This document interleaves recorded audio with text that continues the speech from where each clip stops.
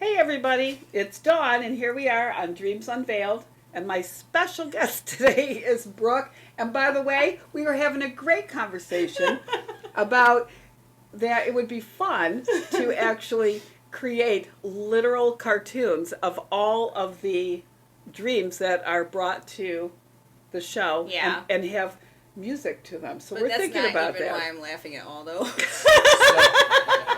So if you have some talent out there and you want to get involved, we could use that. Awesome. You can't see him. That's not Brooke. That's Bill. He is doing all. Sorry. Anyway, I was laughing because you said this is not going to be awkward. And it was, and I was like, this is not going to be awkward. And as soon as he clapped, it was immediately awkward. It does. We got a cat. No, Now it's we got over some there. cats. It's just chaos, Dawn. It is. Well, so you'll probably have some good dreams tonight. Great. That's how that'll work.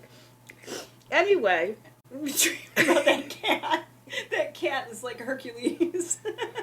really, that is very true. That cat can bench press my house. I think so. That cat is pretty buff.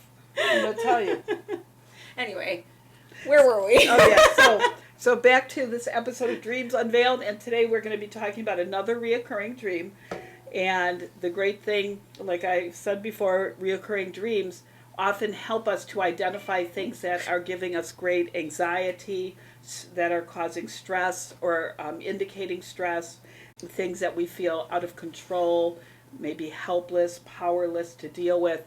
And you can tell growth and change by the change in how the frequency of these dreams and maybe the duration too, depending on how the dream started. So this is a dream she had since she was a young child. And with that, I'm going to let Brooke Okay, so you want me to tell you just about the dream give me now? an idea about this dream. Okay, so I would say the first time I had this dream, I was probably about 4 or 5 years old. Yeah, I would say. And the dream, it always started the same. And there was like a big open field. And there was just thousands and thousands of people. Like all kinds of people. A lot of the ones that were in my periphery, I recognized. But most of them were just, random people. And so we're all standing in this field. And there's this huge stage in the center of the field. And it's kind of surrounded by people on all sides because there were so many people there. And it was like a stage at a gym, actually, that my mother used to coach cheerleading for. It was called Bishop Cunningham. And when we would go there, there was a stage where they would do their performances and things in the gymnasium. And they had these big red velvet curtains that hung down. And it was huge and intimidating, when you're little. Right. Right? And we spent a lot of time there when I was little. So this was featured in the dream as this sort of chasm. It's upright, but it was like a chasm, so there's nothing behind it, and it was pitch black. And there was a sort of a sound that was emanating from the stage that was kind of like a monotone, like a low buzzing, like, and you could sort of get incantations of words in that, and the impression you were left with is that there is no hope, and you have to essentially enter into this pit to avoid some sort of potential fearful consequence. And so these people are running and they're crying and crying and they're tripping over each other and they're all throwing themselves into this stage opened, that was sort of framed with the velvet curtains. And my mother stopped in front of me and she was crying and she was like, "We have to go." And I was like, "I don't want to go in there." And she was like, "We have to. That's where everybody's going." And I was like, I just can't do it. And I didn't want to say no, but I just was terrified. It did not look like the better option. Right. So all these people are gone, and everyone, eventually, every single person is gone. They're all gone. And I was the only one that was left. And the curtains closed.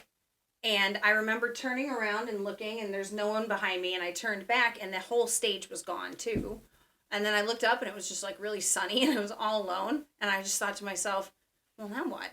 And then I woke up. And that's the way that it's replayed itself for my entire life. Wow, that is quite a dream. Yeah. So I have a few questions for Mm-hmm. you. The first question is, when you were talking about the stage, when, at Bishop Cunningham, that it was very intimidating. Yeah.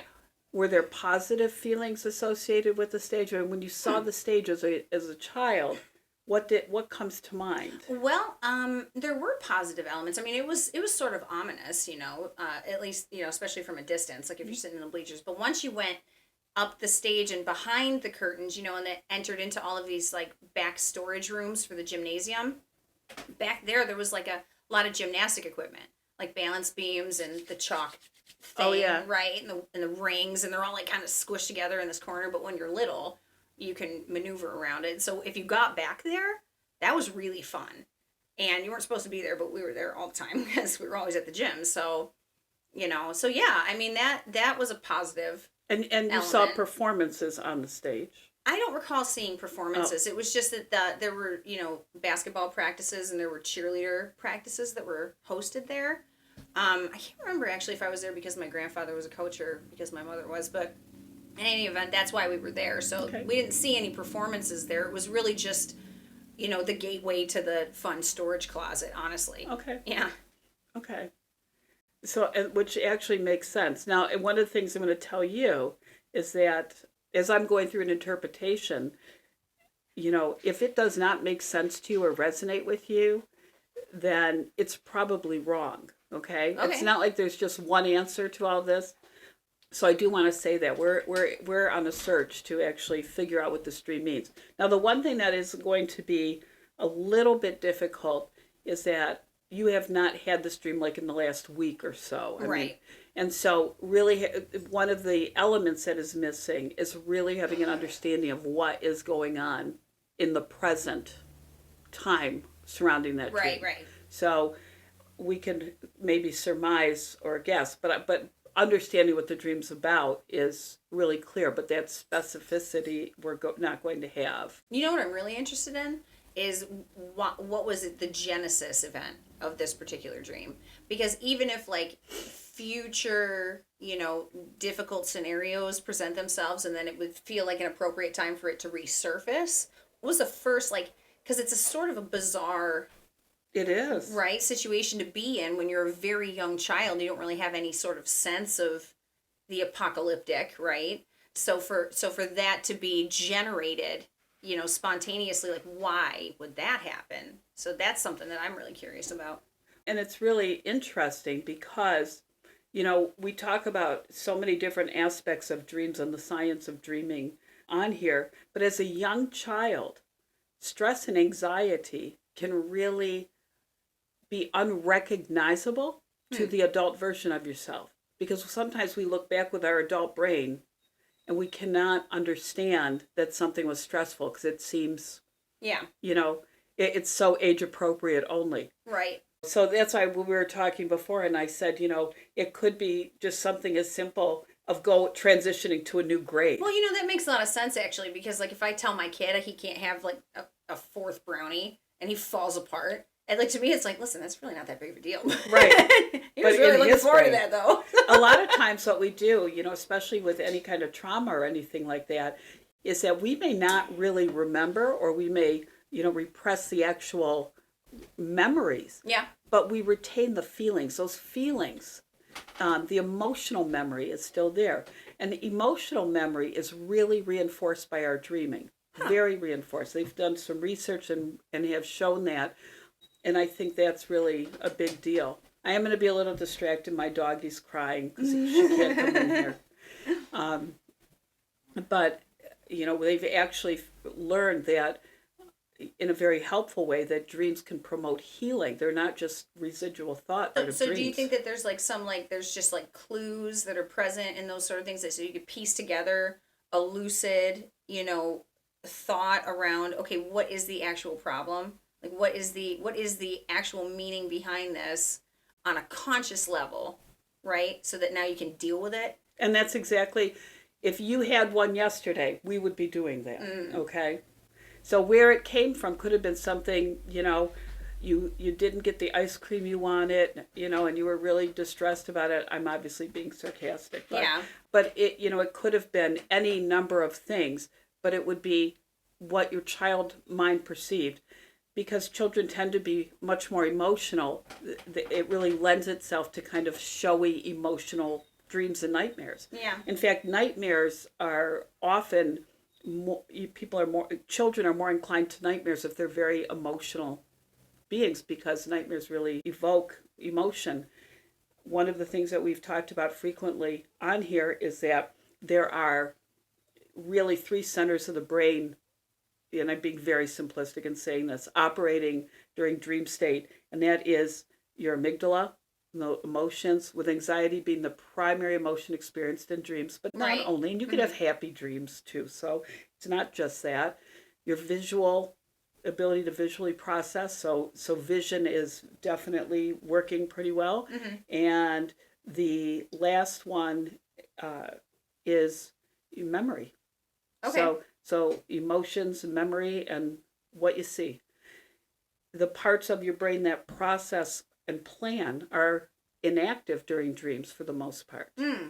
So that's why you can't remember make you were saying that sense. to me the other day when we were talking about this on the phone. Oh yeah, that's yeah, right. I remember you were saying that because I remember thinking to myself, man, it's so weird when you have a friend who's a counselor, because you always feel like, should I like Venmo her some money after this conversation?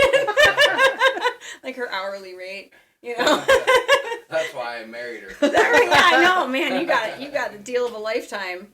And then I thought to myself, you know what? I just wonder, like, if anybody's willing to listen to me talk for an hour, I feel like they are due some sort of compensation anyway. I mean, that's a tall order. Yeah. And if you share her views, no.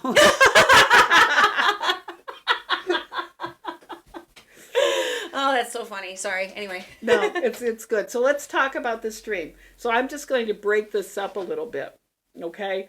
And we'll see what we can come up with without, like I said, now that you'll have this information, and if this resonates well with you, then the next time you have it, you can really look at that dream in context of what's going on in your life. Okay. Because that will be a big help. And you can actually have an understanding of how to make changes so that that dream's working for you. Yeah.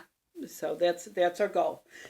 And so let's start with the field. Okay. Okay? This isn't a big field. When you're a child, a field, a big, large, empty space, for the most part, can be really inviting. It could seem kind of peaceful. The field itself really represents this just open space that is very simple. It's a very simple landscape. Like opportunity. Yeah, it's just there.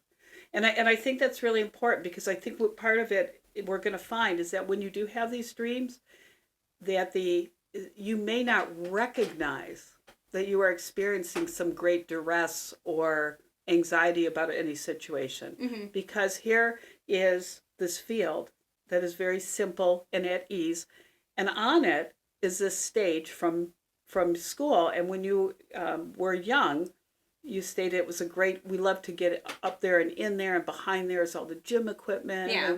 But it was scary looking too, though. So it was sort of both, right? Which is probably a great representation for this dream. Yeah. If you really think about it.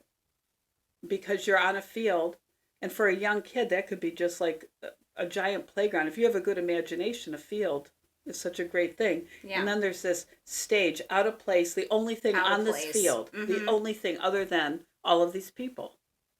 All of these people. Well, that's what makes it so memorable, really, as a dream, is because it's so out of place. Like that, it does not belong there. It does not belong there.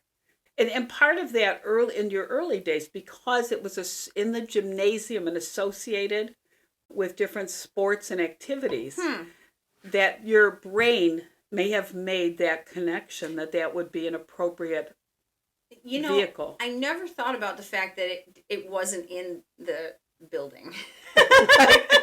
Like for some reason it wasn't like, I was like, oh yeah, it's a dream, so stuff's weird, But think about it, when you're, a field is associated with a lot of sporting things. And your brain, like I said, that part that processes and plans is not really active right now. So it's just seeing the imagery. I was a really outdoorsy kid. I spent a lot of time outside, like any chance that I got when I was young and, into my teens and stuff. And then, I joined the military. So I enjoyed, physical challenges and being outside. So that makes sense to me.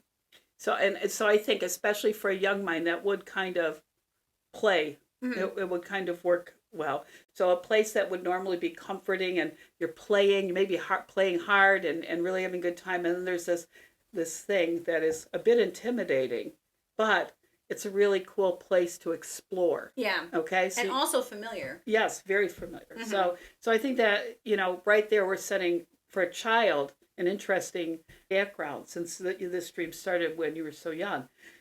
And then there were tons of people. Now, when you say there were 1,000 people, did you count them? No. let me tell you why. Because in a dream, unless you have some of those people just are faceless and you don't recognize that they're faceless, anybody that actually has if you see somebody and you're like, they're strangers in my dream, their faces you've seen before. Your brain has some memory of those faces. It could be just passing somebody on the street when you were young. It could be anything. But somewhere stored in your brain are all the faces you would have seen in the dream. That's very interesting. So yeah. The fun part about it is some of those people probably didn't have faces, and you probably would not have even been aware of that. They were just, because it was almost sort of like a bird's eye view. Yeah. So you could just see that there were a lot of them, and then on the ground when I was sort of experiencing it, it was more like there were people I saw that I recognized, and then there was a sense that there were many, many people behind them. But I don't necessarily say I could, that I saw them. So. Well, most likely all these people, the people you recognize, the people you didn't. And I love the idea that when you're turning around in your periphery, everybody you saw, there were people you recognized. Yeah. There was that sense that you were surrounded by what you knew. Could very well have represented different aspects of you. It may not have had anything to do with a whole bunch of other people. It could have been parts of you, which is very strange when you really think about it. But it makes sense that your mom was in it. So let's just play this out, because this doesn't have to be the truth. Yeah. All the shows and video games that have alternate endings, right? Okay. This may be, but this would be a likely possibility, is that here's this chasm that's really concealed by the stage, right? Yeah, really. You knew it was there, but it's really very concealed. Good point. Yeah. I think that the voices that you were hearing that really made you feel like there is no hope, I think everybody responded to that no hope, and that's why they were so willing to get up there. It was no hope and no alternative. Right. Like there's nothing else to do, and staying still didn't seem to occur to anybody else in the dream. Well, if you think about what was happening in that part, right? People were just blindly getting up on that stage and just, were they jumping or falling? It was more like they were throwing themselves forward. Okay. So, yeah.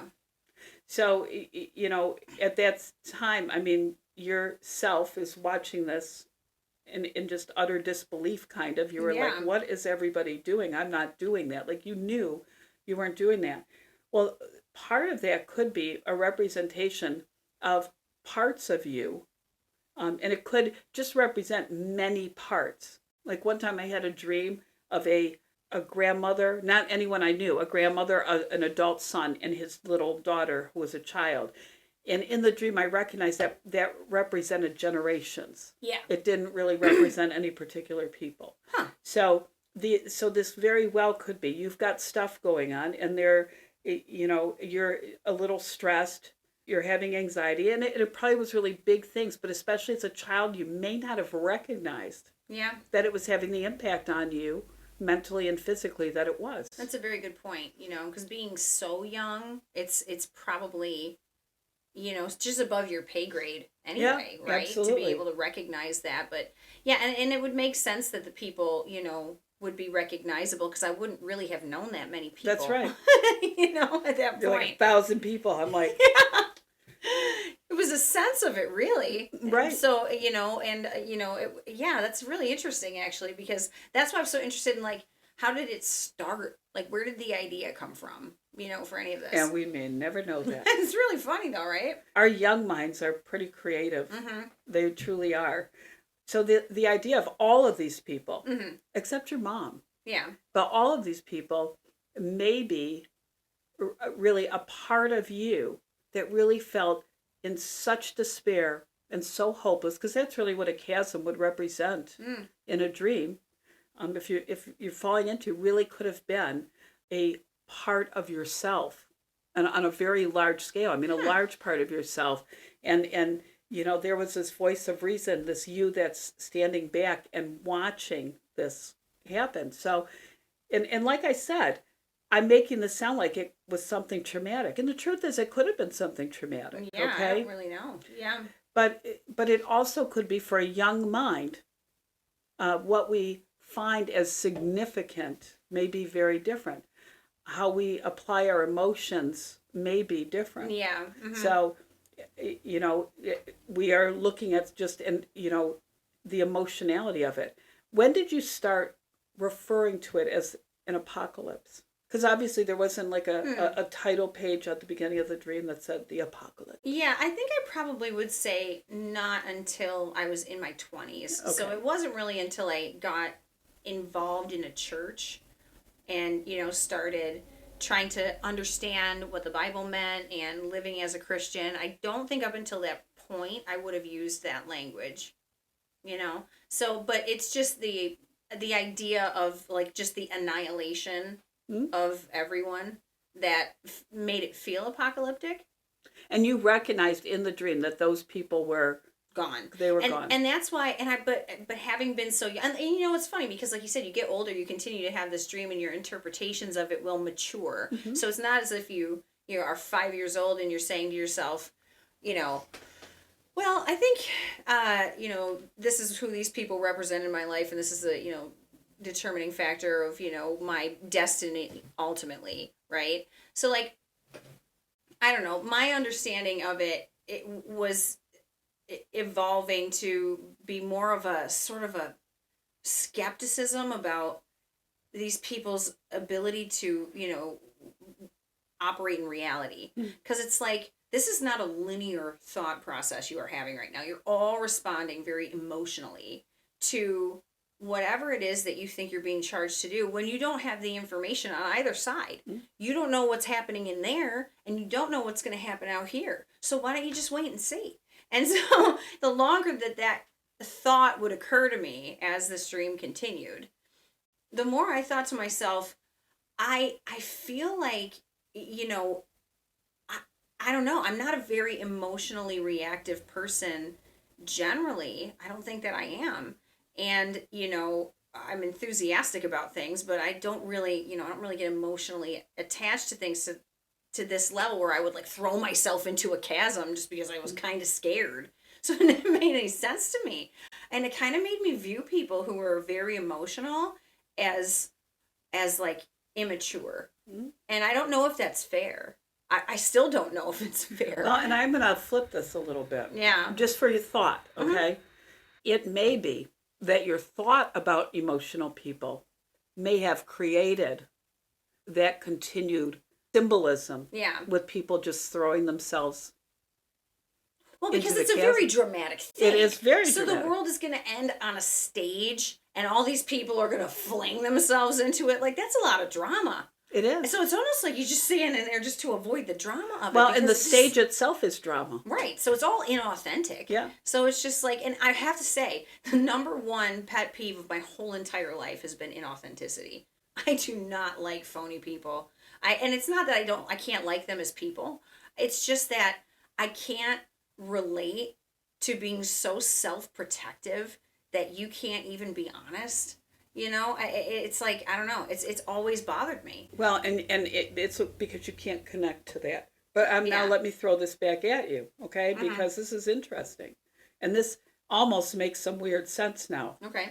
That the people in the dream are parts of you. It could be the emotional parts of you, all of the parts of you that you feel that you don't want to be connected to, that you don't want to be connected to in the world. Like I don't want to be like this thing that that's I am. That's right. And so part of it, the dream, although this would be really hard to reconcile for somebody 4 or 5 having the dream for the first time. Right. But as remember, we're talking about feelings here. Yeah. So whatever triggered that initial feeling, we don't know. But we know as you were getting older, as an adult, you're having this, you could have the same feelings for very different reasons, right? Yeah, yeah. So, it could have very well been, something like, I am ridding myself of this part of me. I can't even deal with this kind of thing. Do you know how I would interpret it most of the time? Yeah, go ahead. Is that people who were highly emotional could not be trusted to make good decisions. And so I would distance myself from them because I really wanted to make good decisions. I didn't make good decisions, but I wanted to. So, does that make sense? Yes. Realistically, in the dream, and this could have been all the people in your life that you are not wanting to be connected to because they represent that, because that's something that you are not okay with if that existed in yourself. So that's really interesting because like their emotions, if they're highly emotional, then they're just kind of throwing themselves in the pit. Yeah, exactly. And it's like, okay, well, you could have just waited and seen what happened, Yeah. So that to me it was just like this is dangerous. Like It is. following people like this, trusting people like this who are highly emotional is dangerous. So and I don't mean like occasionally explosive. Those people are fun. They can be. I mean, yeah.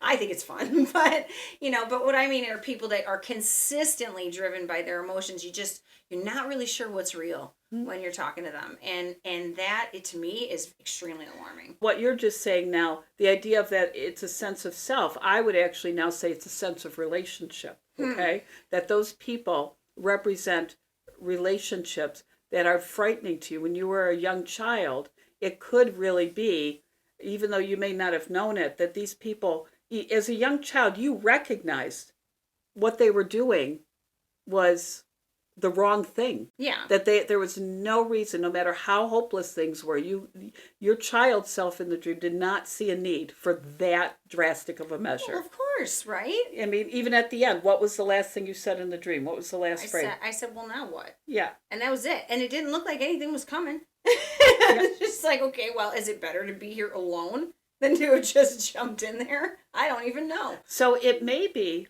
as a young child that things were happening around you or people that you were really close to. I mean, here's your mom trying to encourage you to jump into the chasm. Yeah, that's really weird, isn't it? Yeah. And so the chasm may, there may have been a time when you were young where you saw friends of yours, other kids doing things that you knew you shouldn't be involved with. You shouldn't be, and it gave you a lot of anxiety, and they were your friends. It could have been. At 4 and 5, we'll never know the reality. My guess is it was a singular event that put that together. So at 4 and 5, you knew about the stage. I want to say it was 4 or 5, and I'll have to double check the timeline. It was, my mother broke her neck at one point when I was very, very young, and I think I was 4 or 5, and it was probably right around that time. I don't really have a memory of her having a broken neck, except like one quick flash of some sort of a collar, and it wasn't a terrible break. She wasn't paralyzed or anything.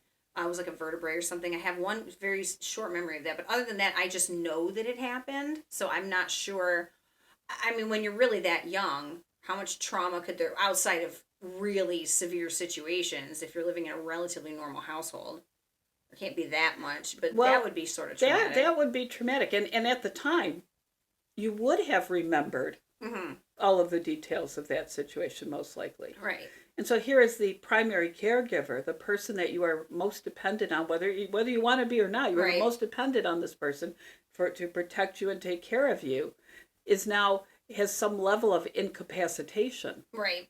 And that would be horrifying, right? And that would also in that very initial dream represent that powerlessness, that helplessness, that hopelessness. Because at the time when you're a child, if somebody can't take care of you in some way, even if they were able to get around a bit and but you recognize limitation, especially if your mom had any kind of brace on or anything for stabilization, that would be scary. Yeah. So then what people jumping in the chasm may have been at that time was this feeling of abandonment, or that you're being, that why are they all doing this? This is highly nuanced. I know. There's a lot of directions to go. There really is, and that's why a lot of times I'm like, make sure people that that if you have a recent dream and can share what's going on, but this is fun to explore because hopefully other people are getting some good stuff out of this. Yeah. But it would seem to be an appropriate event that could trigger a dream like that. Yeah. And so the dream is just kind of helping you process emotionally through this, because at age 4 or 5, you may not have been able to articulate how you were feeling about it. Yeah. So that would be a reason to have a dream like that. Yeah. Yeah. And then as you got older, it became a trigger, maybe that you're not dealing with this. And so, or you're, because of that disconnect of you feeling that when people are really emotionally needy, or the emotions are driving the car, Right. that you have a hard time wanting to be connected to that. Is this opening any doors, or making, okay, cool. I really didn't think about the elements of, well, particularly how I even presently view people who are overly emotional. And it really depends. Like if that kind of a person is an authority figure in any capacity, even just by their age. You can't even respect them if that's the case. I can't. So I don't even try. Oh my gosh, I just had a thought. While your mom was if that is the event, and I'll tell you intuitively, I feel like that may have been the event, okay? Okay. The broken neck thing.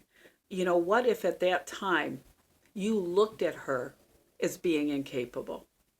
That part of you was scared. Yeah. And all of that, but part of you is like, Well, as soon as you realize that your mother is able to be taken down to a place where you can no longer depend on her, Yep. As soon as you realize that, you feel that you have no one to depend on but yourself. And then you start to look down on that person for being human, really, but you can't understand it when you're still depending on them. That's right. Right? So that really does make a lot of sense. It does make sense. And it was never something I thought about until right now. So, and it would be a reasonable thought. Yeah. I mean, it's not unreasonable. Yeah. When you're a young child and you're really, vulnerable. I mean, you're terribly I vulnerable. have been that exact same person to my own children not that long ago. So, and there is fallout.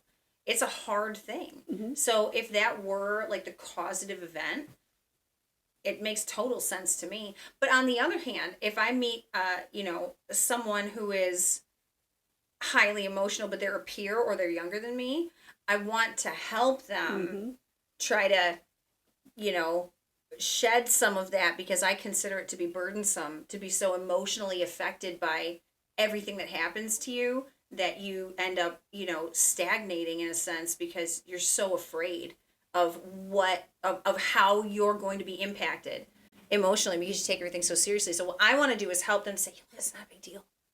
You really don't have to care that much. You don't have to care at all. And I always find myself saying to them, like, what is the worst case scenario? What is the worst thing that could happen? Nobody's going to kill you. Nobody's going to take away your kids. Just, who cares? Who cares what anybody thinks? Why do you care? And, that's how I feel that is helpful. I don't even know if it is. Well, and it probably is for some people, but it's interesting, especially with this dream starting with all of these grown-ups that, I mean, there weren't little children. There were no other children. Yeah. And so. And I had siblings and stuff, Yeah, but it wasn't about that. It was about authority figures that bailed, kind of, in that way. And I'm being very interesting. I'm being very, I really wouldn't, I'm not trying to be offensive. I really want this point made home, because there's that little child self. Yeah. That's what that's probably how you were feeling. Well, you know what? And I think part of growing up is being able to look at something like that and say, you know what? They did bail in a sense to me, but not on purpose. Right. I don't have to be upset about the things happen. And really, you don't even ever think that way until it happens to you. Then you realize, oh my gosh, there are things that can really topple you. And it's not just selfishness. Mm-hmm. Sometimes it's just overwhelming. Well, at 4 and 5, you're so selfish you can't see anything. Oh my gosh, else. you have to be. Yeah, absolutely. So that makes a lot of sense. And then it's like, you have to look at a situation and say, it couldn't have been avoided. Doesn't mean there wasn't a consequence, but it still couldn't have been avoided. So now let's take a look at one other thing. I realize that this red stage, was something that actually existed in your world. Yeah. But red as a color in dreams can mean anything from fire, passion, danger, typical colors that you would expect, or typical things that you would expect red to be associated with. Yeah, yeah. And so I think that, especially the danger part really brought home that people of that mindset, people that are, just in such a state of hopelessness that they just are throwing in the towel, that they're not being helpful, that they're not willing to just wait around and see what happens. You know what's a part of it too is like, it's not like nobody was shooting at us. There was no fire. Like nothing was happening. There was really no indication that they were in immediate danger. So it was just them being told that they were. And like that was it. So I just thought, even as a child, I was just like, nothing's happening. Well, and you heard that hum or murmurings. Yeah. So the murmurings indicate that there was something or somebody suggesting that they could not, that they had no choice. Yeah. Okay. And that could have been as a young child in a situation like that. And we're just really guessing on this stuff. But, some of this does make sense. If you heard a conversation with a doctor or grown-ups talking about your mom's injury, even if you didn't understand stuff, Sure. It could have been anything like that, prognosis is being given, that kind of thing. Mm-hmm. You would know maybe by the tone that, oh, this is not favorable, or, or this is, scary, Mm-hmm. but you really wouldn't have an understanding of the meaning of it necessarily. But the murmurings in the dream, or that humming, is relevant. It's important. Yeah. I mean, why else would that be there? That, if you really think about it, the images being used means something. Mm-hmm. Here's this sound coming out of the chasm. Yeah. Yeah, that's a really good point. And you're right, because you wouldn't really necessarily be cognizant of, the discussions that were being had around you. Mm-hmm. And it feels like, when you're very young, you're super tethered to your mother, Mm-hmm. right? Because there's nobody else. So, if that is interrupted, I guess I would imagine that, it would be an appropriate trauma response, for lack of a better term. It feels a little dramatic to I know. me.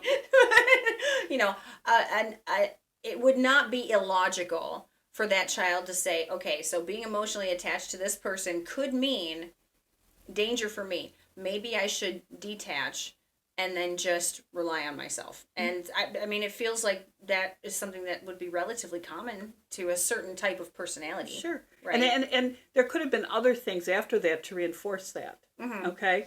Experiences at school, experience with your siblings, all kinds of things over time. So now you're growing up, and this dream is it serves a purpose. Yeah, I guess so. So I think it's very fair that what you're going to look for when you have the dream again, and I hope you don't.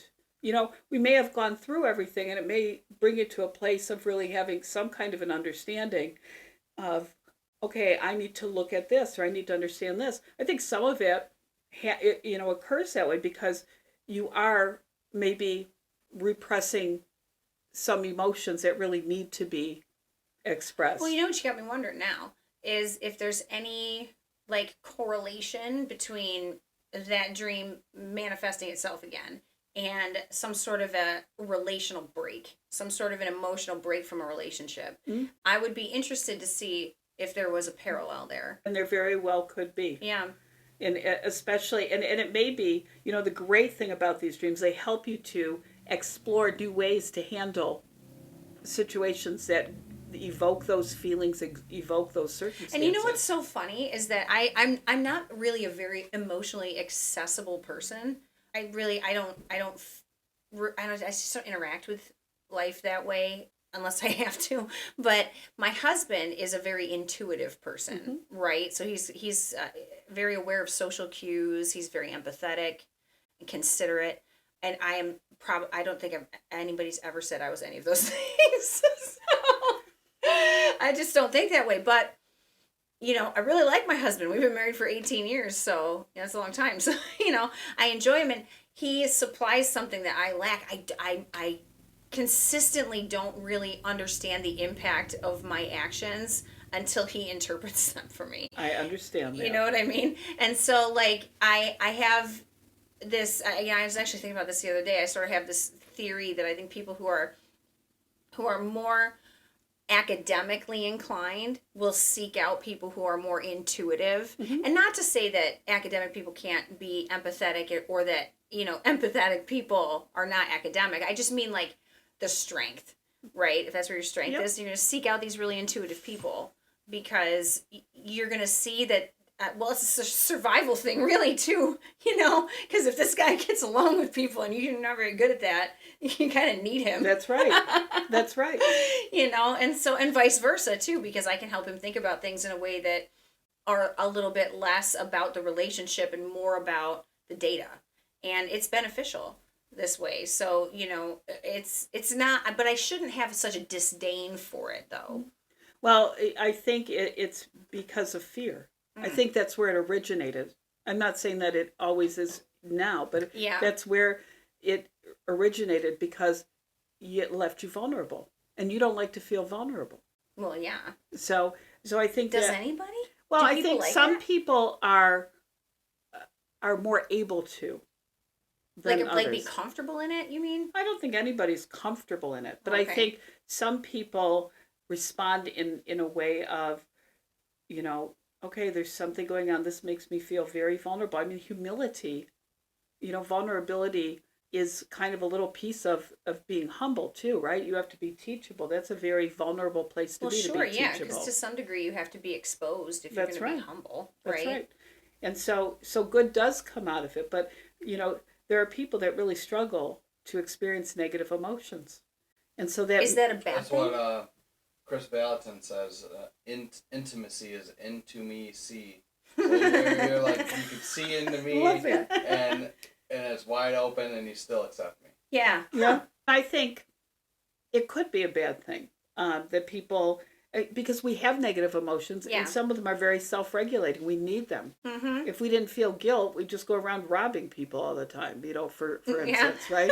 So it's a self-regulating negative emotion. But there are people that just try to shut that down. Well, the problem is when you shut that down, you're shutting down all the positive emotions too. Yeah. It's all and I noticed that, it was actually a struggle in my marriage, because my husband's very good at expressing those positive emotions about our relationship, and I just wasn't comfortable with it. And it wasn't because I didn't feel them. I just wasn't comfortable with expressing it. It was almost like a protective thing, because it's just like, man, as soon as I acknowledge that this is that important to me too, then you really are vulnerable, because then you just set yourself up for another massive disappointment. And I was just so tired of being disappointed. It took a long, long time before I could really respond to my husband the way that I should have been able to. It just took so long. It was ridiculous. Well, I really do think that the dream is really, if there was a title for the dream, is Afraid to Feel. That may be the title that you see on Wednesday. Just saying that might be the title. It's gonna be your mic drop moment. I feel like I need a cigarette now, Dawn. Well, and I do want to add, just to throw this in there, when you are feeling vulnerable, when those negative emotions cannot be denied, that may trigger the dream, and those people may literally be parts of you going into the chasm. Well, this definitely took a turn I didn't expect. They usually do. I really didn't want this to be about me. I wanted it to be about all of society's problems. Why is everybody ridiculous? No, dreams are really about you, however you look at it. Yeah, I probably should have thought about that before I said I would do this. Now you got to go home and be like, oh no, Brian. I'm This is so really good. sorry. So, guy behind the scene that no one can see but can hear your voice periodically, question. Does this make sense to you, what we're talking about? Does this... Yeah. Okay. That's helpful. We'll assume you're fairly mainstream and... But it really needs to make sense to you. It does. Like, No, I mean, I really wasn't actually expecting to get a lot out of this. I was just like, oh my gosh, I'm going to be famous. That's going to be so much fun. I love having attention, so this is going to be amazing. And so that was like a little bit too personal for me. So that I came up with the idea because I always share my dreams with her and she interprets them. Oh, yeah. I'm like, wow, that's really cool. And then I was just driving down the road and I said, Dawn, you should do this podcast. No. That's not true. He posted... Why are you such a liar? Yeah, Bill?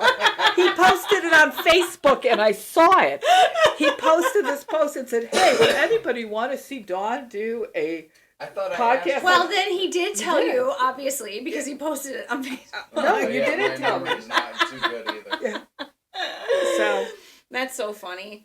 You know, it's really a different sort of a niche interest. I don't think I've ever listened to like just a podcast on dream analysis before. Well, it's great too because now they used to think dreams were just the residual stuff you didn't deal with in your waking time, but now they understand that dreams can actually heal. They help your memory. They do all kinds of things. That it's your brain, a different part of your brain working. And now there's new research. We'll talk about this, audience, at some point. This will be a podcast about lucid dreaming. May actually be a whole new state of consciousness.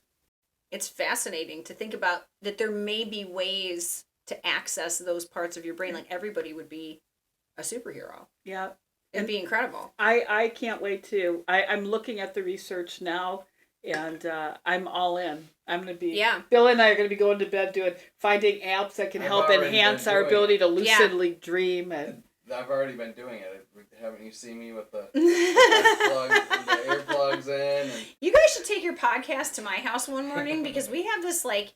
It's like a joke in our family that every morning is dream therapy. And way before you were doing this, because every morning, you know, we've got a lot of kids in the house, you know. There's 7 that's still living there. Every single person to say, oh, I'm talking about my dream. They all congregate in the living room and they want to tell us about their dream every single morning. We do need to come to your house. Yeah. And that's the other thing I want to bring up, everybody. We need people to share their dreams. So please, it doesn't matter if your dream is normal, weird, reoccurring, nightmare, whatever it is. And nightmares in particular, because we can help you to understand what they actually mean. And then they're not so frightening. Mm-hmm. And that's part of what got me into this in the first place. But please send just a synopsis of the dream and a little bit of a few sentences of what's going on in your world at the time that you had the dream to dreams@dawnw.com. So that's dreams@dawnw.com, but it's Dawn with a U, not a W. We would really appreciate that. As you've seen, we've done some of these with Zoom. So wherever you are at, we can take a look at your dream and hopefully help you. And by you coming on the podcast, you're helping other people to understand their dreams as well. Yeah. And if it's really weird, I definitely want to hear it. And hopefully by then, we'll have the technology to really have AI actually recreate your dream literally. That would just be the best. Your dreams really have so much. Everything means something in a dream. There's nothing really arbitrary. Thank you so much for joining us. Thank you, Brooke. I'm cured. This was awesome. Thank you. I'm all the way better from everything. I have been cured of all my things. And we look forward to having breakfast at your house sometime with our camera. Well, I guess I owe you, don't I? And appropriate lighting and all that. I said I would do it, so on camera. So we hope you have sweet dreams and hope you enjoyed this segment. Thank you and have a great day.